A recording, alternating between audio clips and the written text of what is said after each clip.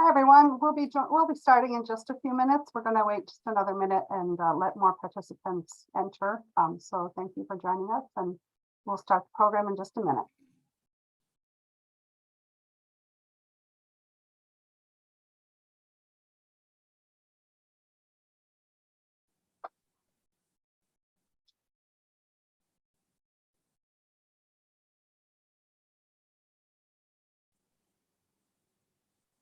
All right. Well, welcome everyone. We welcome you to our October Lunch and Learn as we continue to focus on the upcoming election, which is now less than a month away, if you haven't figured that out by all the ads that you might be seeing for different candidates. I'm Robin Schmidt, President of the League of Women Voters of the La Crosse Area, and we're excited to have you here today as we learn more about empowering the vote for special populations. At our last program, we highlighted the partnership with the Davis brothers, who worked out a series of I Do You voting promotions for us. And before we start our program today, I want to give a big shout out to Joan Wilson, who's the owner of Mocha Coffee Shops. They have locations in Rochester, Madison, La Crosse, and Onalaska. And she has partnered with us to do a promotion for getting the vote out.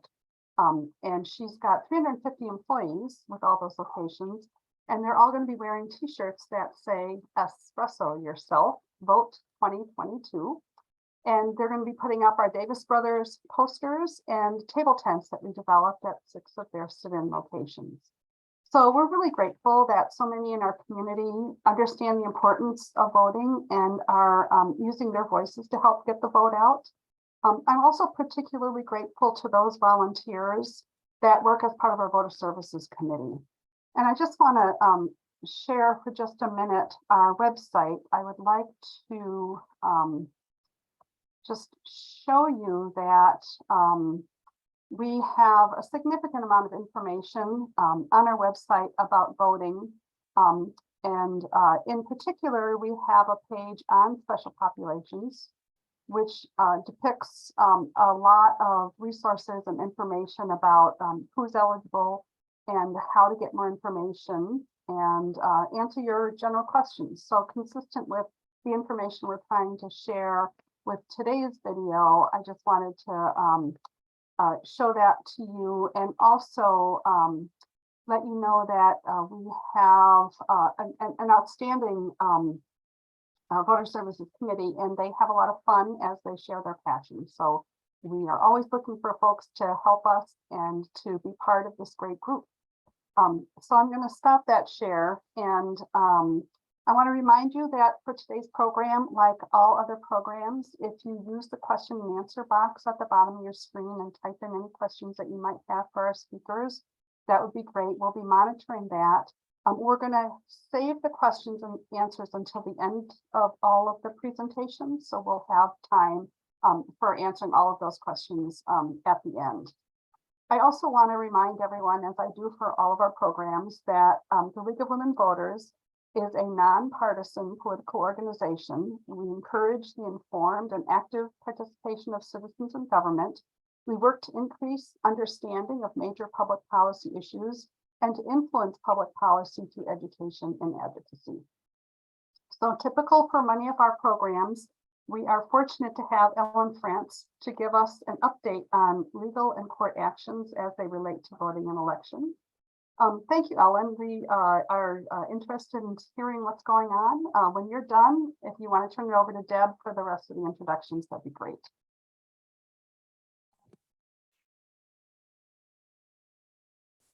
Okay, well, those of you who are following the news probably noted that there are two, I guess, controversies about ballots and absentee voting. So they're what I would call kind of trying to bring in the edges. I mean, they're not huge issues, but one of the issues is what's called ballot curing. And under 2016 guidance from the WEC, clerks were able to look at the information about the witness on the absentee ballot. And if it was missing a zip code, missing the state, or the clerk could ascertain that it was a real address and who it might be, the ballot would be cured. This was challenged in Waukesha County, and that judge very recently said that official guidance has to be withdrawn, that clerks are not able to cure an address on an absentee witness statement. So there's some question about what is an address. The statute doesn't say. Does it include the state? Does it include the zip code? There's a companion case with a similar issue that was filed by League of Women Voters, asking for some clarification. This is in Dane County. Now, you might recognize right away that Waukesha is a different area politically than Dane County is. Doesn't say what results are going to be, but they come from different perspectives. Well, the folks who had filed that Waukesha County case and who are successful so far have moved the Dane County court to transfer that into Waukesha because it's the same basic questions. So that is pending. At this point, I'm not aware, I could be wrong, but I'm not aware of any stays in place or anything that's happening on an appellate level that would mean that the clerks for this upcoming election would be able to cure a ballot. So the absentee witness statement. The other issue that's kind of on the edges is what's called ballot spoiling. And it's been guidance for a while with the WEC again, that if somebody sends in an absentee ballot and they want to change that, they can get a new ballot. First one's disposed of, the second one counts. And of course, before the governor's race, there were candidates that dropped out in the primary. And so some people had voted about, ahead of those decisions being made, and the people they voted for remained on the ballot, but they were no longer running. In that situation, the clerks had been able to allow a person who says, oh, I voted for Jim Jones, he's now not running, I would like a new ballot so I can vote for somebody who is really running for the office.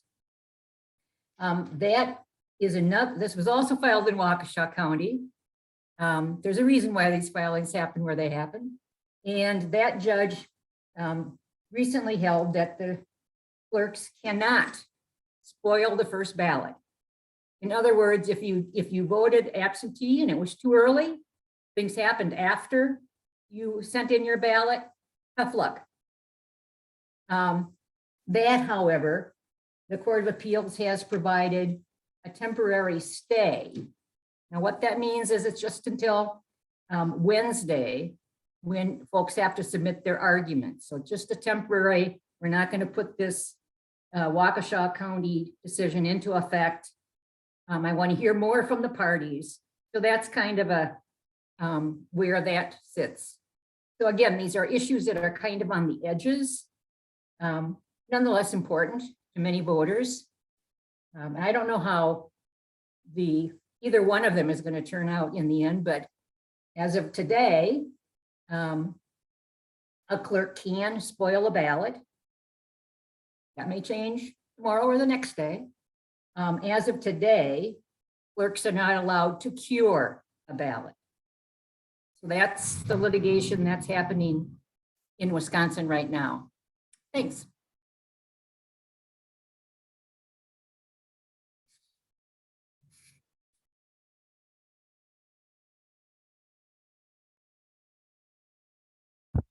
Welcome. My name is Deborah Luchin, and I am currently, let's see, do I need to, can you hear me? Yes? No, good. I'm currently the program chair for the League of Women Voters of the La Crosse area, and I want to thank the panel members who have joined us today, who are working to ensure that eligible voters are registered, ready to vote, and have access to the ballot. We value our partnerships throughout the community. Together, we are working to empower all voters to make their voice heard through their vote. And I have one early question for the panelists to answer during the course, and that what inspired or motivated you to dedicate your time and talents to voter registration and get out the vote. Just a second. There we go. So for one of our speakers today is Chris Haskell, who is a league member and a tireless leader of our Voter Services Committee. After retiring from 35 years as a public school teacher, Chris jumped into volunteering. Her main area of volunteering has been with the league, where her focus has largely been on voting. She joined the league in 2017 and has been on the Voter Services Committee since then, currently serving as its chair. And we're happy to have two UWL seniors, Abi Reiter and Matthew Gast, who are seniors who volunteer on the campus election engagement team and are democracy fellows on the Campus Vote Project. I look forward to learning more about what that is. Abi is studying political science and plays on the UWL women's rugby team. And Matt is studying public administration. And we also want to thank Morgan Hose, who is a UWL senior who currently volunteers on the board of directors for the League of Women Voters of the La Crosse area. And welcome to Tanya Whitfield, who is working to ensure that people with disabilities have access to the ballot. With over 20 years in community organizing, community development, and nonprofit grassroots outreach, Tanya has worked with diverse communities within the Minneapolis and Bradenton, Florida area. After graduating with a BA in organizational leadership, she experienced a life-altering spinal injury. With her new normal, Tanya has found purpose in supporting the disability rights of our community and is excited to support the movement. She will join Barbara Becker, who you will see is also with us this morning, and Ellen Henningsen to support protection and advocacy for voting access. Tanya will team up to staff with the Wisconsin Disability Vote Coalition to outreach, provide advocacy assistance, and advance voting rights. So thank you and welcome to our panelists. Within the documents that we will be sharing are a lot of good resources. Probably might be skipping over some of those details, but please come back to our website and you'll be able to find those resources as we work together to ensure the vote this fall. So first, we're going to start with Chris Haskell, who, when we started planning our programs the years that I really would hope to have an opportunity to talk about our project in the jail. So thank you, Chris. Give me a minute to figure out here. We'll do some switching. And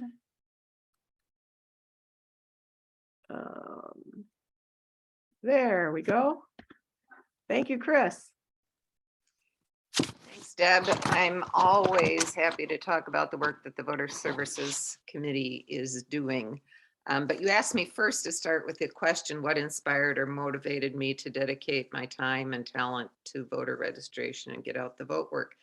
It's the same thing that inspires me still today, and that is, I think everything comes down to voting, because I think the way we live our lives and the values that we have, so much of that is determined by the people in power, and those are the people that we vote for. Furthermore, I believe that people will make good decisions and vote for people that will make our lives better. So I do that to make my life better. This is why I work on voter registration. But let me tell you about our work in the jail. We were very fortunate 2 years ago when we began this process to, after some false starts, get connected with Project Proven, which is an incredible program that works in the La Crosse, Trempealeau, and Monroe County jails. They are 7 instructors who have classes in the jail. And one of our members, Jane Powell's sister, worked with that group. So that's how we got connected. Sometimes it's just about who you know, and that's what gets you into something. So what we do is we are part of a class called Community Resources. Dylan Motter is the teacher of that class. We go in once a semester. And there are 2 or 3 sessions depending. We were just in last week, and this semester there were 2 sessions. that run for an hour and a quarter each. I should explain that we don't literally go into the jail because you might recognize that 2 years ago was the start of COVID. And so we are in Zoom. And the jail has kept that policy. They're allowing very few people actually into the jail. So we Zoom in. Dylan is in the classroom in the jail. So the students and Dylan are in one room, and then we Zoom in, and we have our very large faces on a screen in front of them. There's a team of 4 of us. It's Anita Evan, Jane Powell, who I mentioned, and Kathy Mullner, and I are the subcommittee of voter services who do the jail classes. The first thing we start with actually is not talking about voting. The first thing we start with is what do we value? Let's take a few minutes for each of us to think about what are the most important things to each of us. The 4 of us on the committee begin that. So we each talk about it. We ask Dylan to start, and then we ask the students to write down what are the most important things in their lives. I always say that family is the most important, and then education. As Deb mentioned, I was a public school teacher. Family is also an answer that quite frequently comes up among our students, their families, their parents, their children, their siblings. They'll also talk about access to programs to help with their sobriety. They talk about jobs, they talk about homelessness.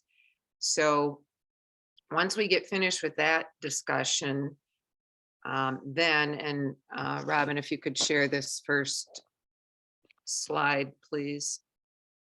And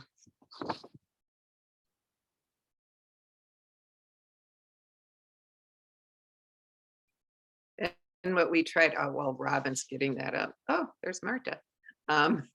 While Robin's getting that up, we have a poster that we take in class. Actually, we deliver to Dylan, so it's actually in the classroom before we teach the class. And on this poster, which we modified from Why Vote, Barb Roberts helped us modify it to fit what we thought was best for our population.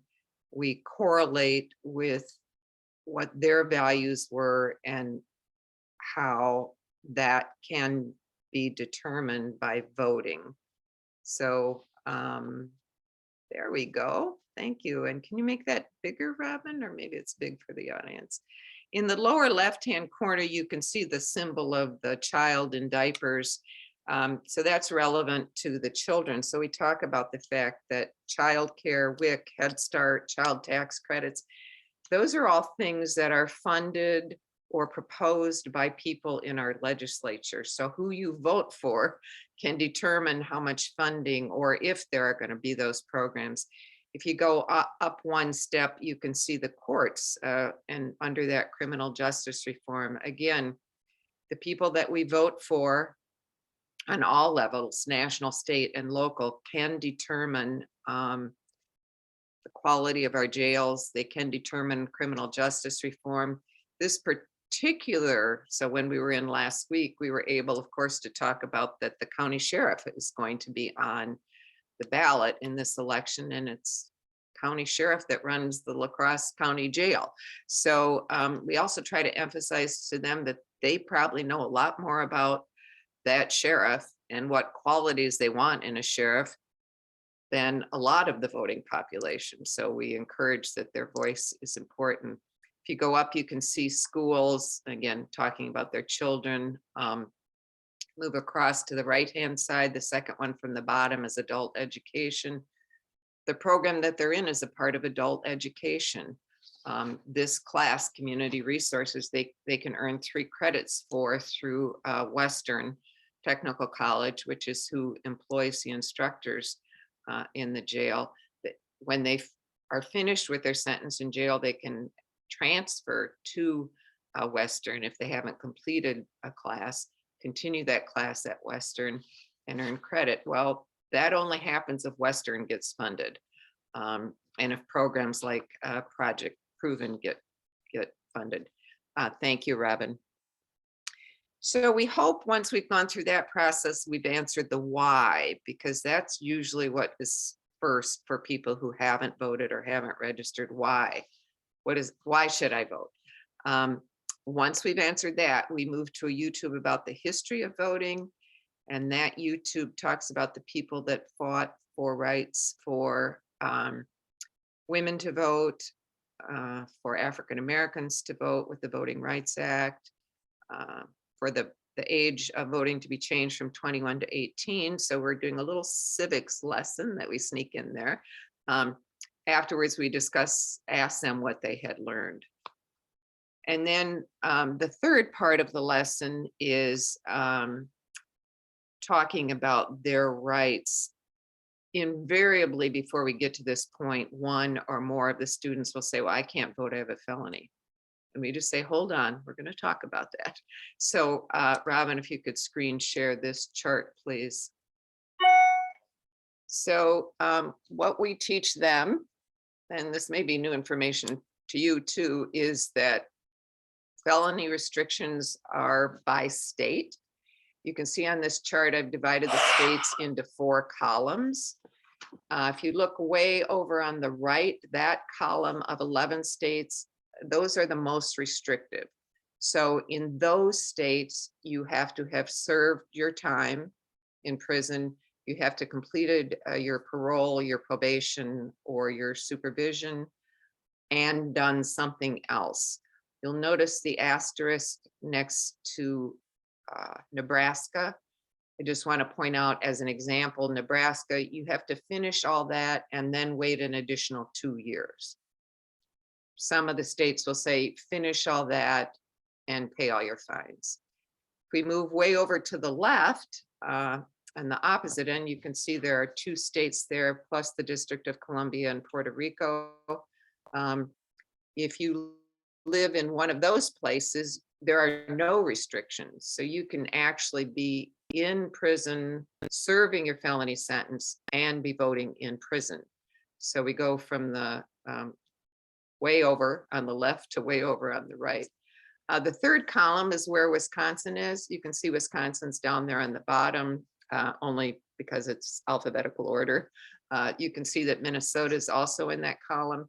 So in the state of Wisconsin, once you have completed your sentence and your parole, probation, or supervision, you are what's called off paper and you can vote. Part of what we're doing in the jail is not just encouraging people to vote, but to help us to spread this message about what the law actually is.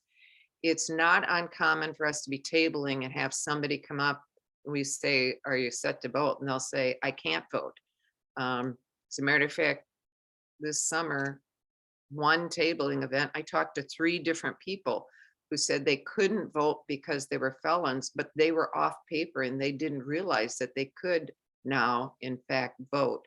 So that's the law in Wisconsin. I do want to just point one thing out to you in the second column, the 21 states.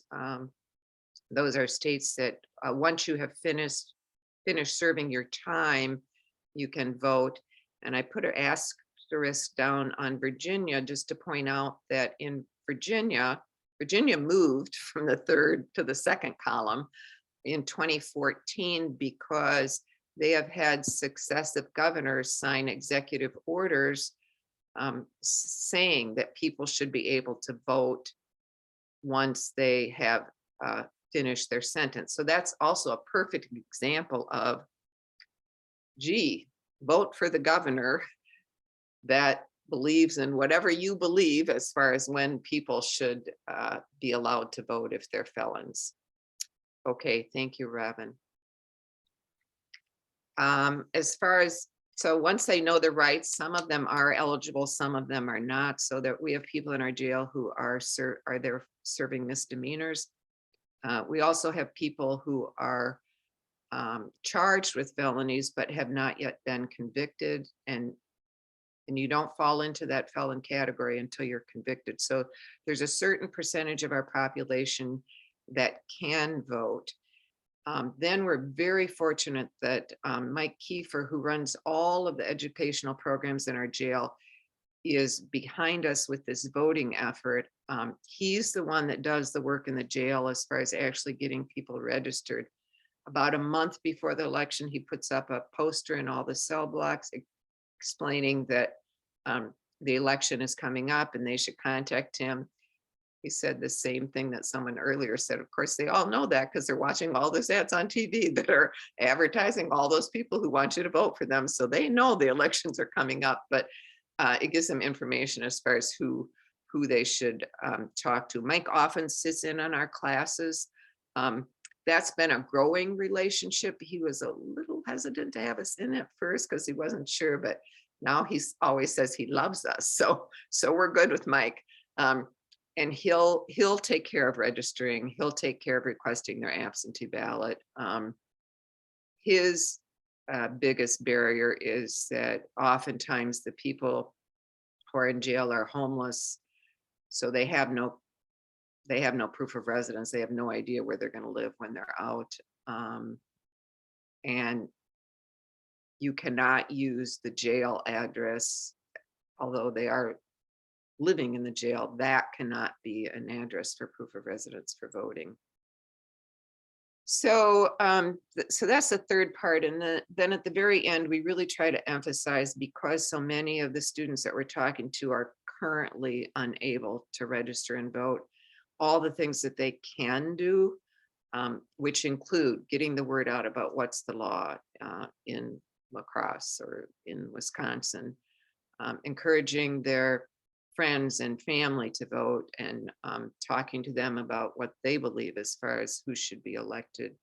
We're very fortunate that Dylan is recently elected to our county board. So Dylan, our teacher, will talk about, you need to talk to the local people that are elected in our town. He said, I'm making decisions all the time and I get very little input. I would love more input from the people in my community. So send emails, write letters, talk to the people that are elected, and educate them on what you're thinking. So we encourage people to do that too. And then we just end by, we all say goodbye, and always they are very thankful. They always say, thank you for coming. Thank you. This last time it was so cool because one of the gentlemen in our second session said, oh, thank you so much for coming. And thank you for saying our names. And I just thought, oh, well, you're welcome. Later, I was thinking, oh, we see him. He knows that we see him. And I thought, well, yeah, you're one of those everyone that we want to vote. That's our slogan, everyone vote. So that's it from the jail. Thank you.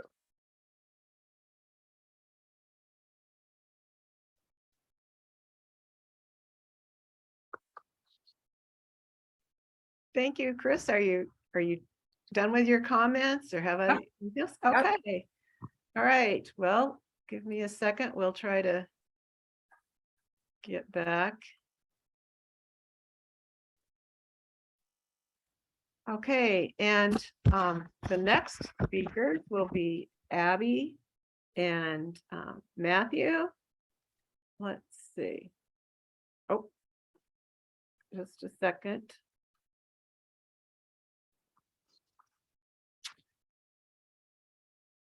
And if you want to unmute yourself, Abi and Matthew, why? We look forward to learning more about, we know there's a lot going on at UWL, and I know that the league very much appreciates the leadership of students in helping young people in our community get registered to vote and vote. So we're looking forward to learning what you're up to.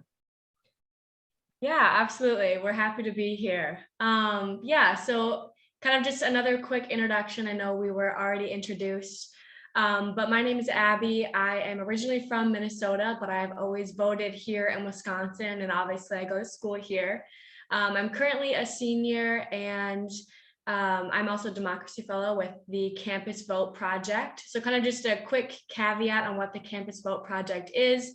It's a internet or national nonprofit organization that just works with getting students registered to vote and getting students involved in the kind of election and general civic process.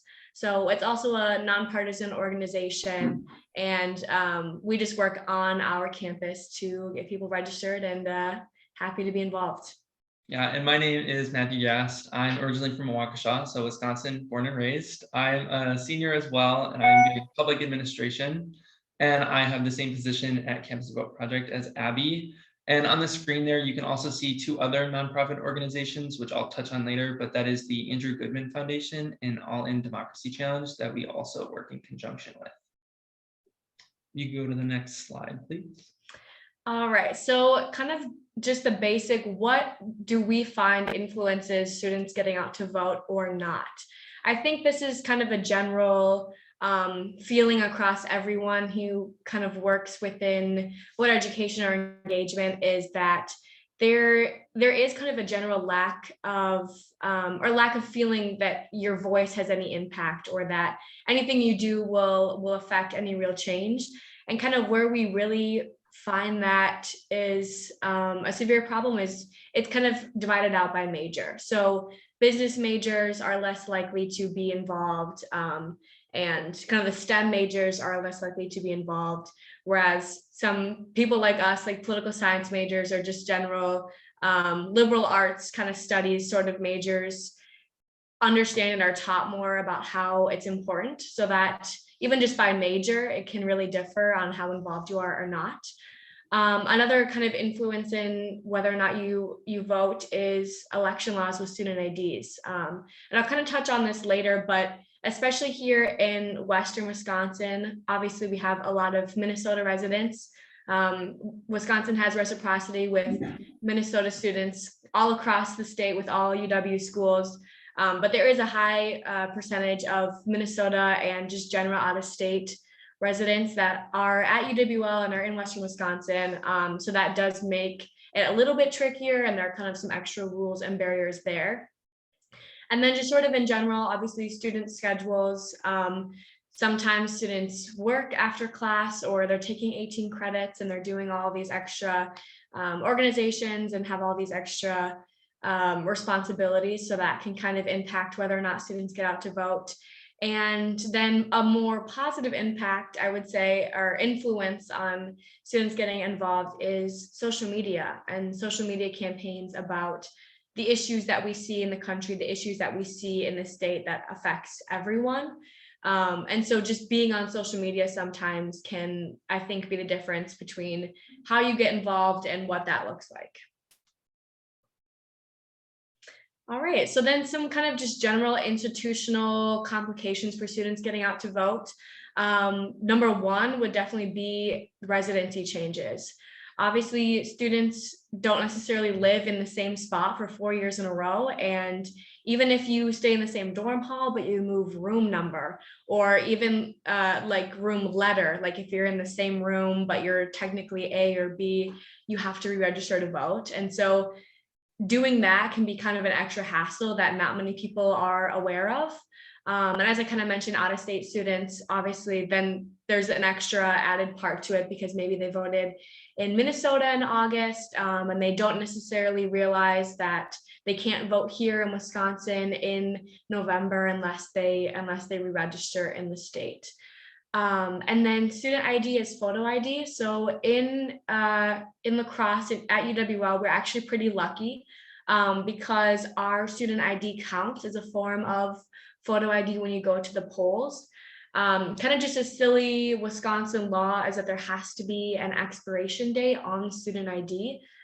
Your ID can be technically expired as long as you have an expiration date that counts as a form of photo ID, but that's not kind of a general thing that every school has. I know that Platteville doesn't have an expiration date on there. So out-of-state residents don't have a form of Wisconsin photo ID necessarily, so that can kind of be tricky. Another thing is proof of residency. Again, in La Crosse, we're pretty lucky because on our student website, there's a proof of residency, a link right up there that updates every single semester, and we can use that really easily at the polls here. But again, not every school has that, and kind of just tracking down, do you have any kind of mail that's being sent to your dorm that would count, or are you sending all of those kind of important mail pieces at home? Another complication is split communities of interest. So even just splitting polling locations or splitting up city wards can really affect how students get involved. I know we have a polling location on campus that is almost the entirety of campus, which again, here we're pretty lucky with that.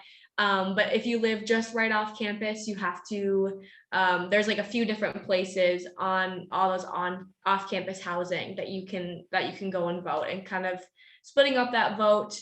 Or I know some universities, it's even like half of the dorm halls vote somewhere and half vote somewhere else. And so that can be generally confusing and just hard to get to if students have to drive a mile or, have a few miles to go before their polling location. And another thing that we have kind of experienced is sometimes there can be a lack of administrative encouragement. So getting information out, getting registration efforts can a lot of the times fall on students. Obviously, some years are easier than others with COVID and other complications, but just that the fact that sometimes it relies on student initiative can be a heavy burden for some campuses and for some students. And then kind of the last barrier here that we highlighted was just absentee barriers. Obviously, as I think Ellen was talking about earlier, there's still kind of legislation and court cases happening that change how drop boxes are used, or absentee ballots are requested and accepted, and things like that. And so just educating people, even as rules are changing, can be difficult. So then some solutions that we have kind of highlighted here. A lot of these are more institutional and less like community-based, what can communities really do, and more like the Wisconsin Election Commission. But these are kind of things that we just highlighted. So the first would be, I think, hopefully a pretty simple change would be making all student IDs photo ID eligible. Like I said before, it's just adding that expiration date. I know Madison, you have to get a whole separate different ID that counts for photo ID for voting. But if that was just one ID, that would be a lot simpler. Another solution would be on-campus voting. So making sure that every single campus at least has their main ward can vote on campus would really be helpful, I guess, to encouraging and helping more people get involved. And obviously combined wards at, like, if you have a few wards, I guess, that are split, that are just basically student voting. If they are split, then have them both vote in one central location, hopefully on campus. Another one would be kind of just broad general organization or like information efforts happening on campus. Just even having people there that are putting the information out, or having a kind of broad like information, like even a pamphlet of what you need to know, how you can get involved. I think that could be a sort of simple solution to what can be a barrier for a lot of students. And then the last thing was something that we have kind of learned that Madison has been able to do and do well, is that the university actually, I believe they got a grant that they were able to send out a piece of mail to every single student that they could use then as their proof of residency.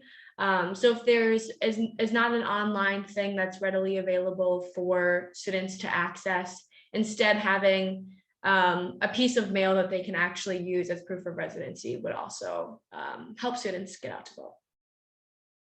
And then with solutions, and then what Abby was talking about with social media campaigns and how successful they were, we just highlighted some of that messaging that we think is most successful and well received among students.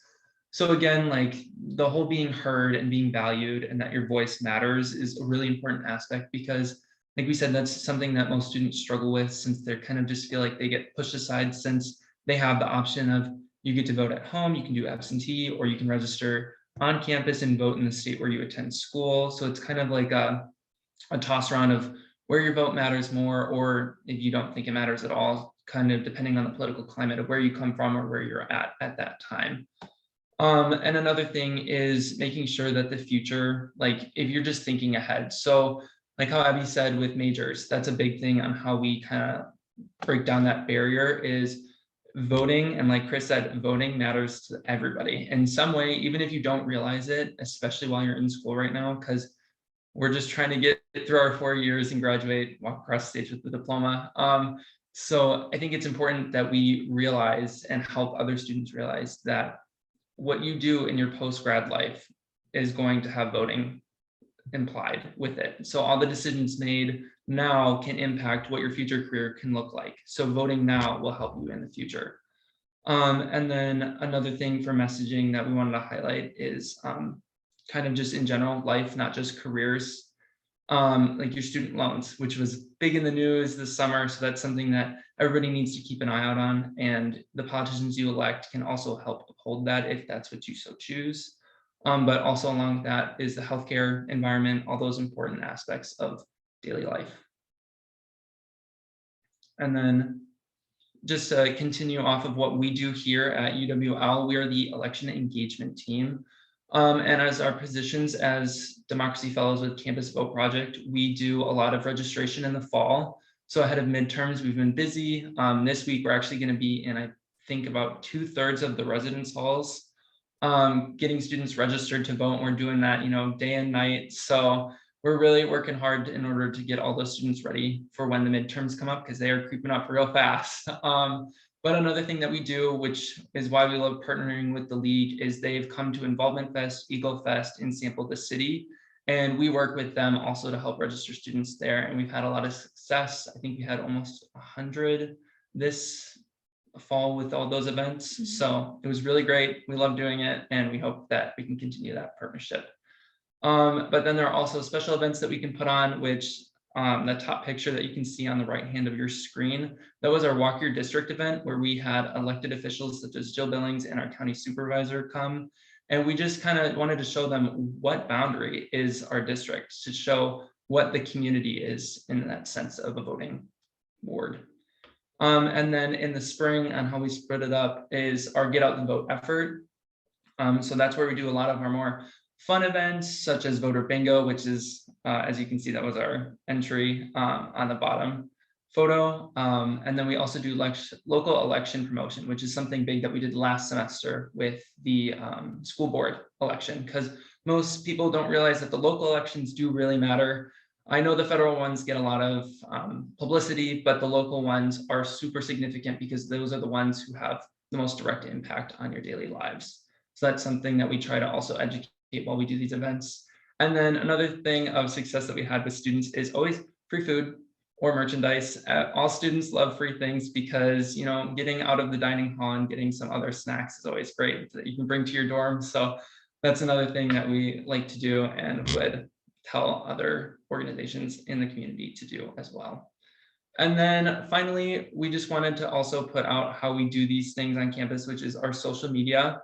We do have a page on the university's main page that you can find. It's just uwlacrosse.edu/info/vote. So it's super simple. You can literally go on the website on the university and just type in voting, and we should pop up right there. We try to update that as much as possible, but with our schedules as well, it is difficult to do sometimes, but we always try to work on that. But we're very active on our Instagram. So that's something that people can check out. We try to post whenever there's a community event going on or when big deadlines come up for voting. So that is college students and voting. And we appreciate the league for inviting us to this event and letting us speak about our time.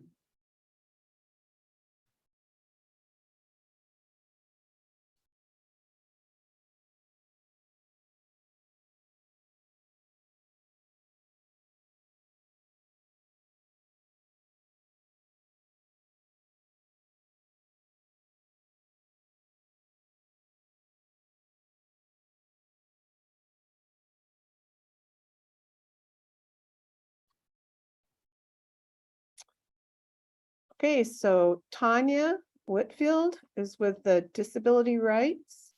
And that of course seems to be in the news a lot as we really want to focus on access to the ballot. So thank you, Tanya.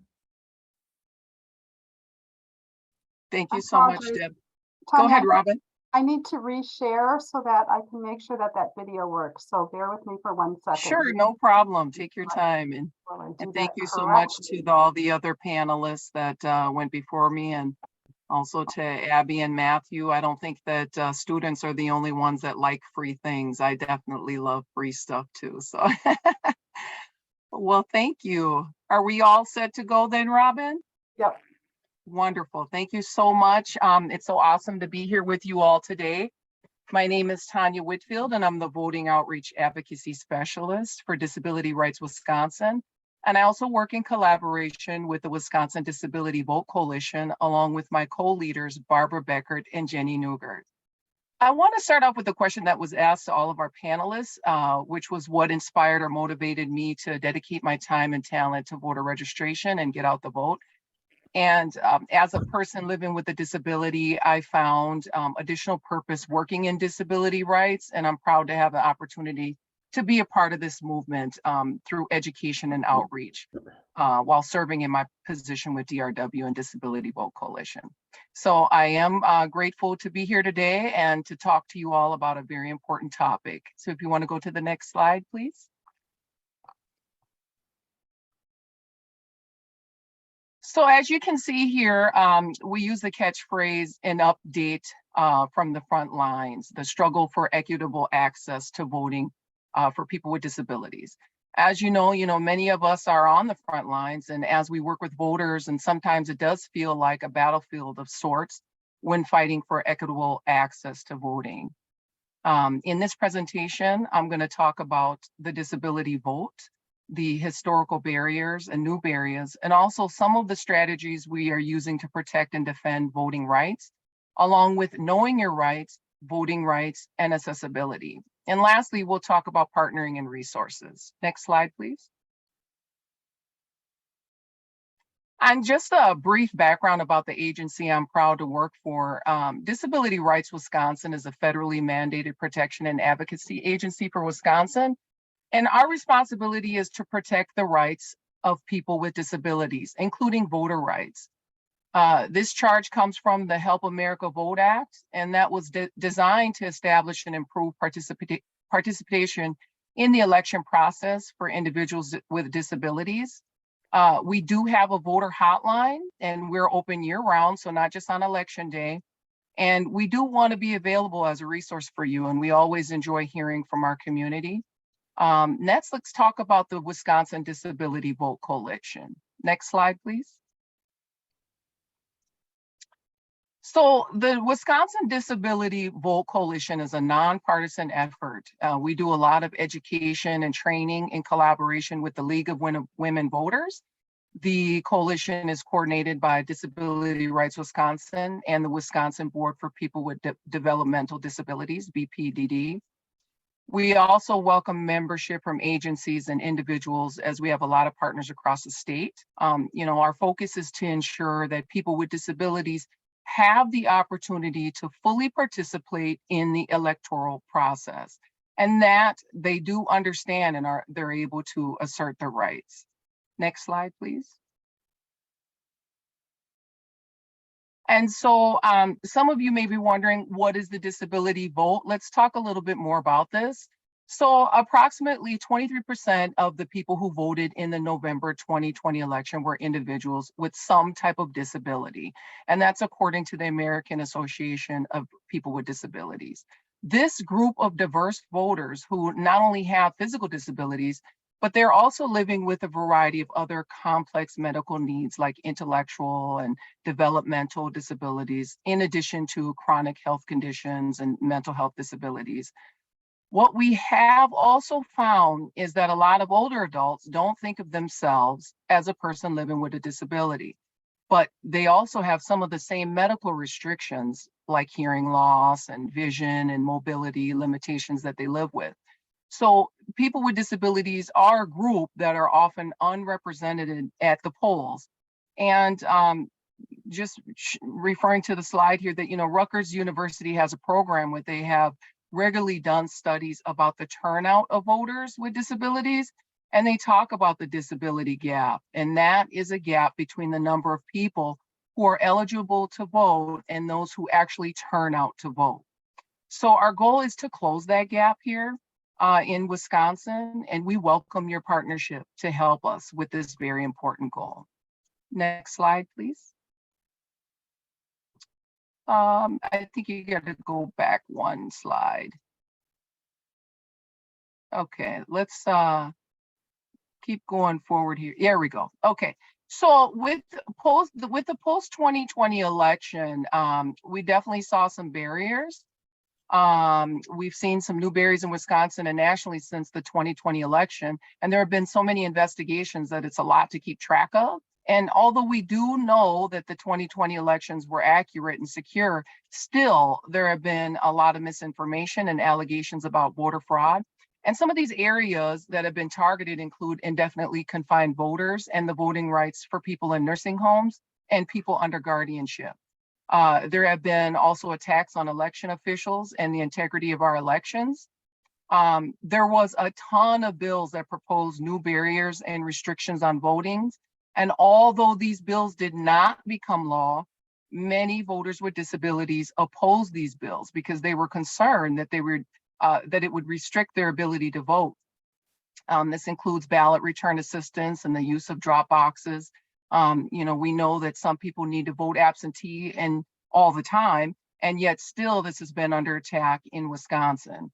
And so we just continue to see a lot of litigation that has added to the frequent changes in election law and processes. And now you can go back, Robin, to the Teigen v. Weck slide. I think it's maybe just, it's the Teigen v. Weck slide. Should be slide 7. Sorry. There we go. No problem. Thank you so much, Robin. Thank you.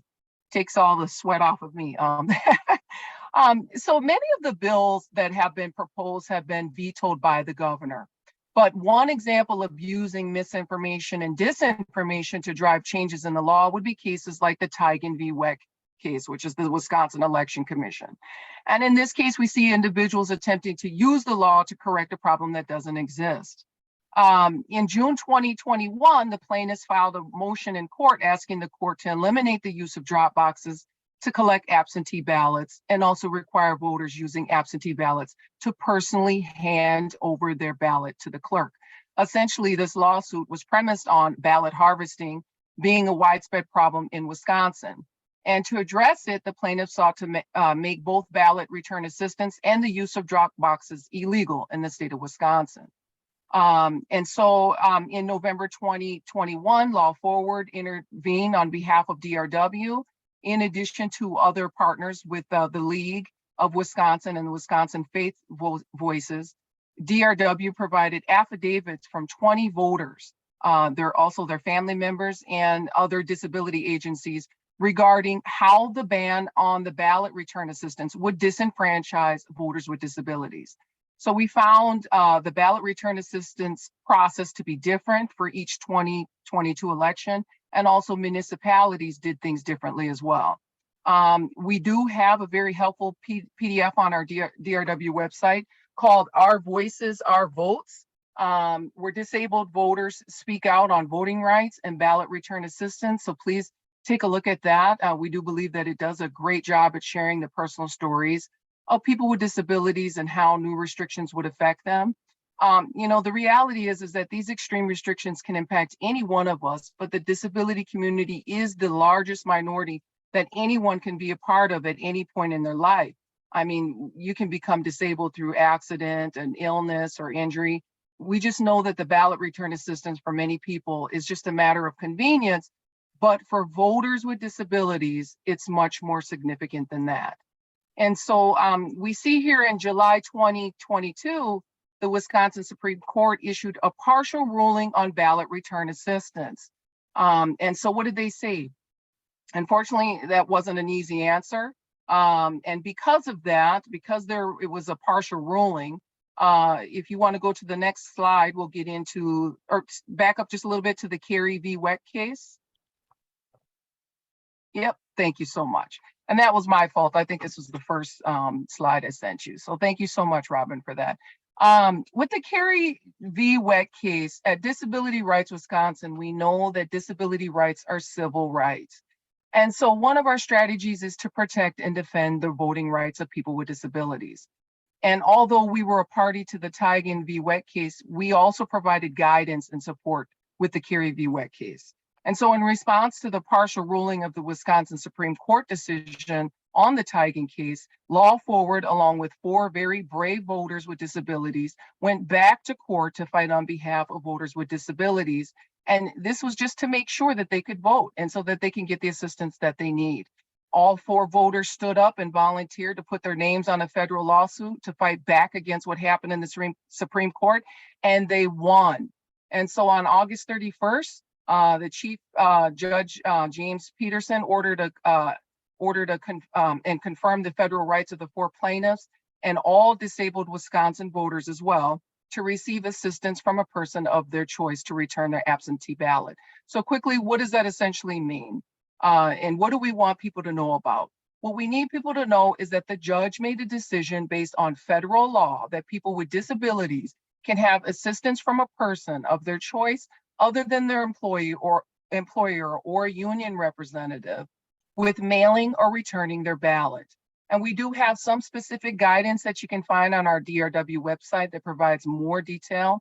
And it's important to look over this guidance so that many people can talk with their assister, because their assister may be asked some questions, but people should not be required to provide any kind of paperwork or proof of disability.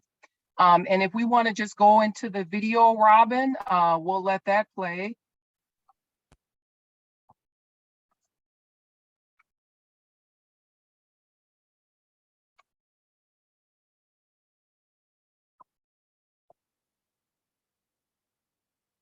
Wisconsin Disability Vote Coalition logo reveal.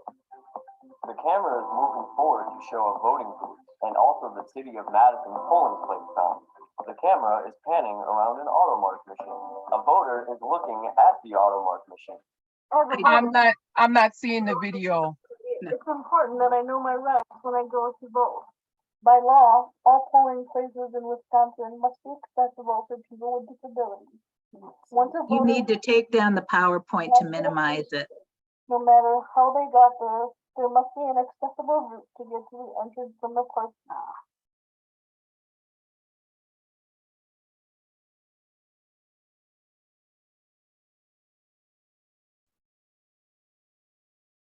Thank you, Robin.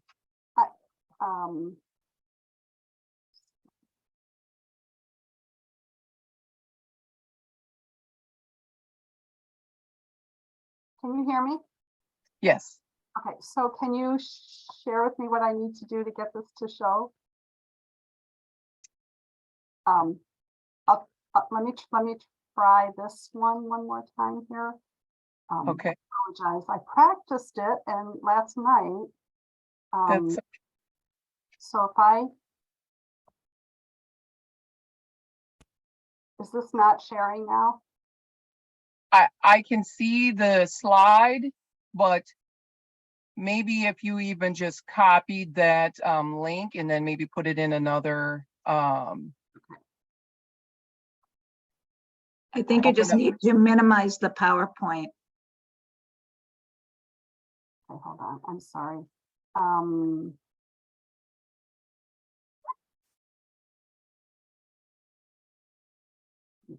PowerPoint.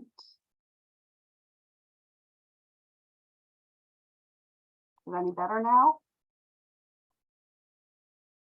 Are you seeing the video start or not? No, we just see Tanya. Is someone spotlighting Tanya? Highlight the video and minimize the PowerPoint.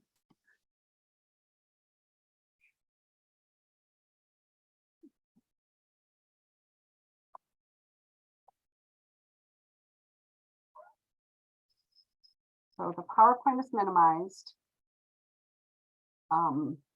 Should I try one more time?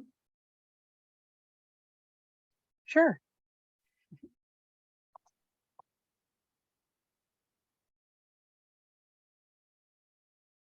Wisconsin Disability Vote Coalition logo I'm assuming that did not work.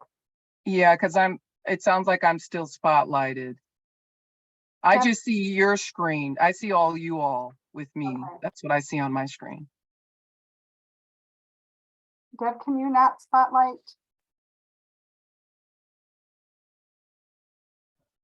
I thought I ended her spotlight. Let me. No one is, you're spotlighted now. How about, I'm sorry, I'll try. The camera Let's is see. moving forward to show Were you seeing that? Well, That's okay. If we need to, we can just reshare the PowerPoint and I can just go through the rest of the slides if that's all right, just for sake of time. I'm sorry, yeah. No, you're fine, Robin. It's fine.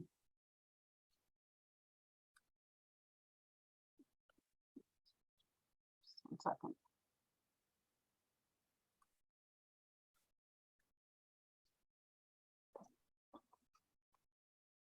do you have I sent you just the link to the video, Robin.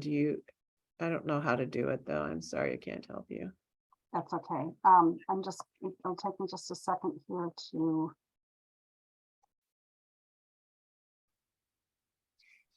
Yeah, so I'm sorry. What we'll do is we'll try to put this video in next to the recording on our website so folks can play it. That works. And what I can do is, for sake of time, are we doing okay on time here? I ran a little timer for myself, so you all let me know. Okay. You're okay. A couple more minutes. Okay, Then- sure. Well, then why don't we do this? So we'll have the link to the video. Let's go down to our resources. Or excuse me, go back to the invitation to partner with us, so you can just keep going down. And just keep going down, keep going down. Okay, right here.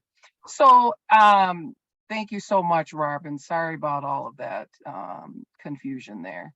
And so our shared goals are to increase the number of disabled Wisconsinites who are registered to vote and who cast a ballot and participate in our democracy. So we also want to ensure that the voters with disabilities understand and insert their rights.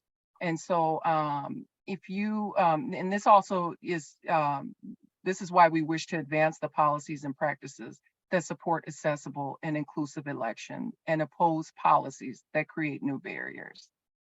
If you want to go to the next slide that talks more about our partnership with the league, and just because of sake of time, I just want to highlight a few on here. And this is just detailing our partnership with the league. The state league and the League of Milwaukee County are active members of the Disability Vote Coalition. We have collaborated on resource development that includes voting fact sheets. And then also we have partnered on outreach and delivering trainings like this one for voters and for service providers and for special projects. And if you just want to go on to the next slide, this is just some of our resources and available ways to partner with us. You can, first of all, sign up for the Disability Vote Coalition on our e-newsletter on our website. You could please follow us on Facebook, Instagram, or Twitter, and just like and share our posts. And then you can also join one of our subcommittees. And here's our email here if you want some more information about our subcommittees. And then if you want to go to the last slide. And so this is just talking about being an ally. You know, a lot of, just real quick, with the election coming up, one of the things that we're really trying to tell people is try to use the access to your, try to use your accessible voting machine at your polling place. This is a really great way to be an ally. And if you're a poll worker, talk to your peers about how to increase the accessible voting machine. We just believe that this can be a wonderful best practice to offer to all voters. And so, yeah, that if you all have any questions, that ends my presentation. I want to be mindful of time here. And I really thank you for the opportunity to tell you a little bit more about Disability Vote Coalition and also what we do at Disability Rights Wisconsin. Let's see.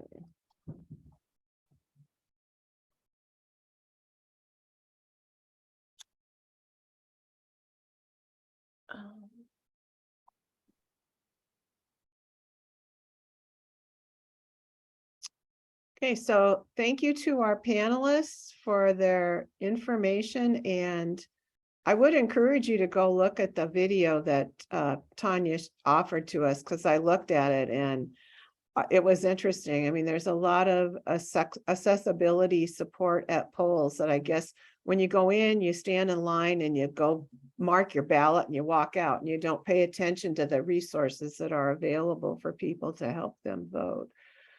So I do not see at this time any questions and answers. Does that, please, if you have a question, put it into the Q&A box. I'm going to go to so we can see all of us here. Deb, I have a question, and I think it's for both Tanya and for our student friends. Are you seeing more interest of late? There seems to be a lot more emphasis on the impacts of elections. Do you see that you're making gains in what you're doing? I think you both serve an enormous population, each of you, and how do you feel like you're actually making progress, or is it more challenging because the laws are changing constantly and they're not uniform across the country? Just wondering what your perspectives are, and maybe Tanya, start with you and then go to the students. If it's okay, can I pass that question to my director, Barbara? I feel like she'd be able to better answer that question, if that's okay. Absolutely. Thanks, Tanya. Barbara Becker with Disability Rights Wisconsin. Yeah, just to reflect on that a little bit, I would say that I think it continues to be a challenging time for voters with disabilities. As you know, Tanya had shared, there's so much confusion now with lots of litigation and proposals and investigations, and people often are unsure what their rights are. You know, I certainly have had people tell me that they weren't allowed any longer to have someone assist them with completing their ballot, for example. Well, that has not changed. There hasn't been any litigation that restricted that, nor should there be, because it's protected by federal law. But, you know, just an example of the confusion for voters. I think the other thing is that, you know, although a lot of people think the pandemic is over, it really isn't in a lot of ways. And for people who are higher risk, a lot of the isolation, I think, is still there. So there aren't the outreach opportunities that we used to see for whatever reasons, or there are fewer of them. People have barriers to participating either because of their health, or transportation is always a barrier because so many people with disabilities are non-drivers. So, you know, we hope we're moving the needle, and we're doing our best, but it feels like we're pushing a pretty big boulder uphill right now. And Abby and Matthew, what do you guys think? Yeah, I mean, as far as students go, the 2020 election was the biggest year for national kind of students getting out to vote. So I think that's just a general positive thing that I think we've seen. I'm not sure if the outputs, I guess, are directly related to kind of the efforts that students and administration have been doing, but I definitely think that there's been some positive signs. Mm-hmm. On UWL specifically, we actually get statistics reported back to us because we are involved with a Tufts University study, and they give us our results from elections, and they'll give us a whole breakdown of stats between majors, grades, commuters, and all that sort of demographic data. And I believe since 2018 to 2020, I think there was a 13% increase between the voting rate. So we've had a lot of success here at UWL, and we hope that we can continue that, and we won't get our next report until after this midterm is done. So we hope to see that we've had some success as well, and just continue to keep the trends up, because I think right now UWL sits above the national average for voting rate among students. So we hope to keep going up that trend. So. And I guess I have one last question, and this is probably for Tanya and Barbara. Are there other ways that, and other organizations that people can be encouraged to partner with you? Are there partnerships you'd like to see developed that aren't there yet? Do you feel a connection with other leagues? Is there, are there ways that you know of that we can be assisting you in terms of mentoring or helping with other partnerships, I guess? And I know Chris does a lot with the Voter Services Committee, but I'm just wondering if there's anything that comes to mind that you could say, if I had a wish list, I wish this. I think I will defer that to my director as well. I feel like she could give a better grasp on that one. Sorry, Barbara. So the question was about partnerships, I think. Yeah, and like, what would you wish for in an ideal world? Well, I would wish that a lot more of the messaging that we see about voting from policymakers focused on how can we make sure that every Wisconsinite has the opportunity to participate in our democracy and to register to vote, to cast a ballot, and to understand their rights. And I think that it's been a challenging time since the 2020 election that it appears like the momentum is in the other direction. You know, how can we make it more difficult for people to vote because of allegations that really haven't been proven of widespread fraud? So I think that people have a lot of fatigue related to that, and that people are also fearful and confused in some cases. And really voting for most people isn't that difficult. You know, for some people, it is more complicated. I mean, I think the Elections Commission just put out a nice new series. I don't know if people have looked at that. Their Elections 101, and it has curriculum for high school and a lot of positive pro-voting messages. And I wish that we could all work together to change the paradigm. And I know, you know, that groups like those on this call are trying to do just that, but it's hard to make it go viral. We really need a broader buy-in to that messaging. Just a few thoughts. Well, thank you. Deborah, are there any other questions that have come in? Well, I have a question for Abby and Matthew, and probably because I come out of healthcare, I was intrigued that you said that UWL students in STEM and business don't seem to be as interested in voting. And given so much policy related to science, related to health, really, you know, it's interesting to me. How do you, what strategies do you see that might be a way to help them as students learn about why they need to be involved in voting that would lead them into their future professional life? Yeah. So that's just a general trend across all students, is that by major, STEM students, business students, kind of the non-humanities don't vote at the same rate that kind of humanities and education majors and things like that those people vote at. And I think it might just be sort of a curriculum barrier. Obviously, when you're a STEM student, you're talking more about sort of, you're doing the labs and you're doing the hard sciences and you're doing all these things that don't necessarily focus on the application, I would say. So they're going and they're kind of feeding into med school and grad school, and that's maybe where they see more of the practical application of I'm getting my med school degree and this is how this relates to all of these policies.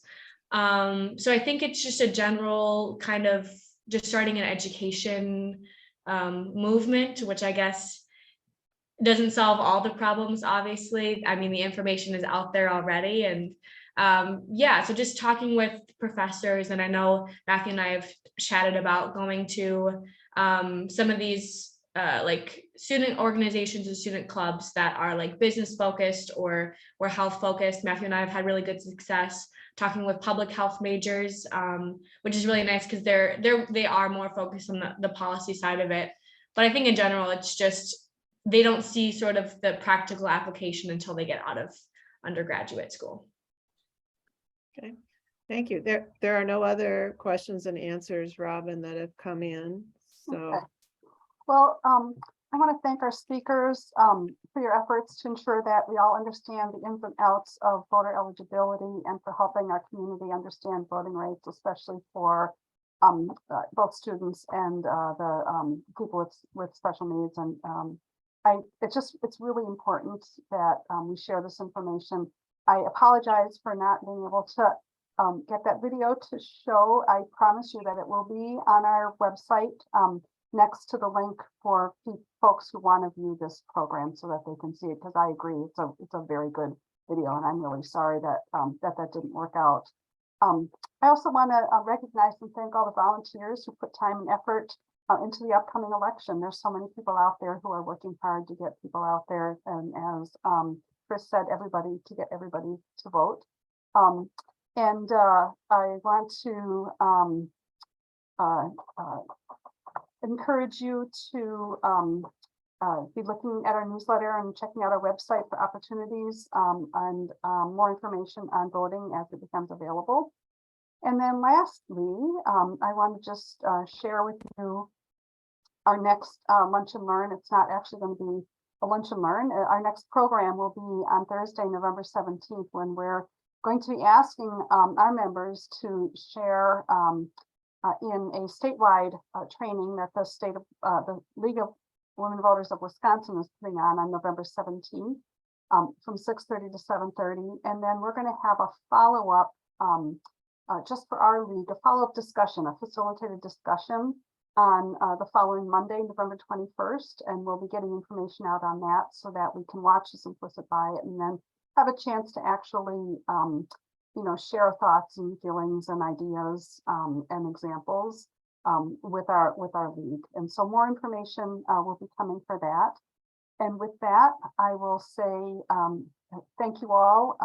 Get out and vote and help others if you can. And we are just very grateful for the interest in this topic. Thank you.